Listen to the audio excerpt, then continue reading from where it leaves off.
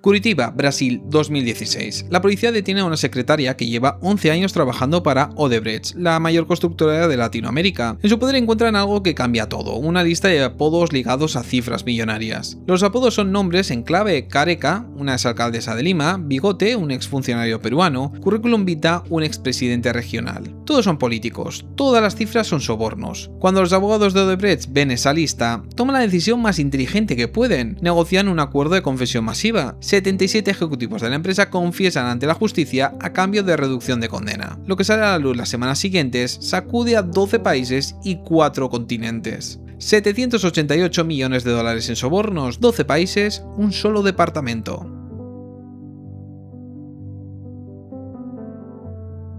Para entender la magnitud de lo que pasó tienes que entender quién era Odebrecht. Se fundó en 1944 en Salvador de Bahía por Norberto Odebrecht, un ingeniero de origen alemán. Empezó construyendo casas pequeñas, en décadas se convirtió en el mayor grupo industrial de Brasil. Construcción, petroquímica, defensa, biocombustibles, 180.000 empleados. Había construido el estadio de Maracaná, el metro de Sao Paulo, la ampliación del canal de Panamá. Era el símbolo del poderío empresarial latinoamericano. Y tenía, desde los años 2000, un departamento secreto. Lo llamaban el Departamento de Operaciones Estructuradas. Su nombre oficial sonaba como a División Financiera de Gestión de Riesgos. Su función real era una sola: gestionar los pagos de sobornos en todos los países donde operaban. Y lo hacían de una manera que ningún organismo de investigación había visto antes en un caso de corrupción corporativa. Escucha, el departamento tenía su propio software, se llamaba MyWebDay, un sistema informático diseñado específicamente para registrar pagos ilegales sin que aparecieran en la contabilidad oficial. Cada soborno tenía su propia entrada: fecha, cantidad, nombre en clave del receptor, funcionario interno que autorizó el pago, todo documentado, todo archivado. Era básicamente un software de gestión empresarial, pero para sobornos.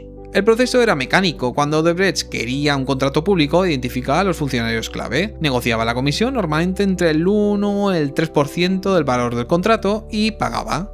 El dinero viajaba por una red de empresas fantasma y cuentas en Suiza, Antigua y las Islas Caimán. Cambiaba de manos 4, 5 o 6 veces, el rastro quedaba prácticamente borrado. No era solo un soborno, era un método. ¿Y a quién compraron? Ahí es donde la historia se vuelve muy interesante. En Perú, 4 expresidentes. Alejandro Toledo, condenado en 2024 a 20 años por recibir 31 millones de dólares. Pasó años prófugo en Estados Unidos antes de que lo extraditaran. Alan García, investigado por recibir millones a través de intermediarios. En abril de 2019, cuando la policía llegó a su casa para detenerle, García se pegó un tiro, murió horas después. Ayanda Humala y su esposa, detenidos y procesados por recibir 3 millones para su campaña presidencial, y Pedro Pablo Kuczynski, lo siento por el apellido, recibió pagos millonarios a través de su empresa de consultoría. Dimitió en 2018. 4 expresidentes, un solo país, una sola empresa constructora. En Brasil, Lula da Silva fue condenado a 9 años y pasó 580 días en prisión antes de que el Supremo anulara la condena por irregularidades procesales. Dilma Rousseff fue destituida. En Colombia, Argentina, Venezuela, México, Ecuador, Panamá, República Dominicana, Guatemala, el mismo patrón. Cuando concluyó la investigación en Brasil en 2021, se habían emitido 174 condenas. El Estado recuperó 850 millones de dólares y Odebrecht había desaparecido del mapa. Odebrecht declaró la quiebra en 2019 con deudas de más de 13.000 millones de dólares. La empresa fue reestructurada y rebautizada como Novonor. El nombre Odebrecht desapareció. Estáis preguntándoos qué pasó con la familia Odebrecht. Pues Marcelo Odebrecht, nieto del fundador y CEO en el momento del escándalo, fue condenado a 19 años y 4 meses. Cooperó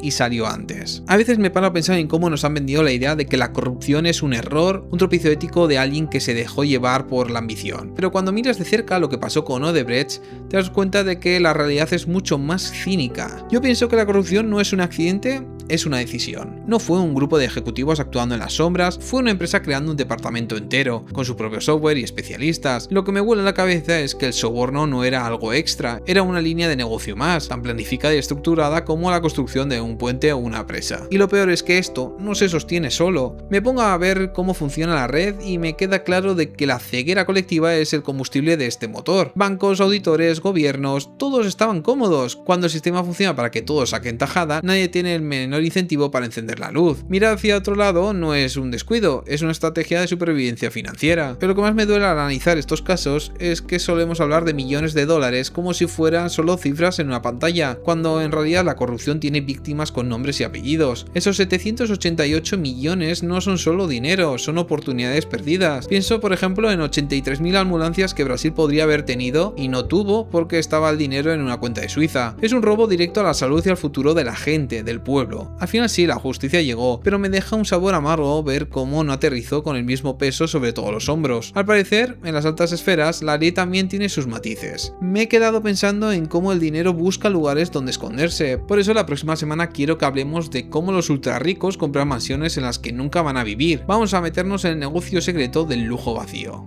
Nos vemos.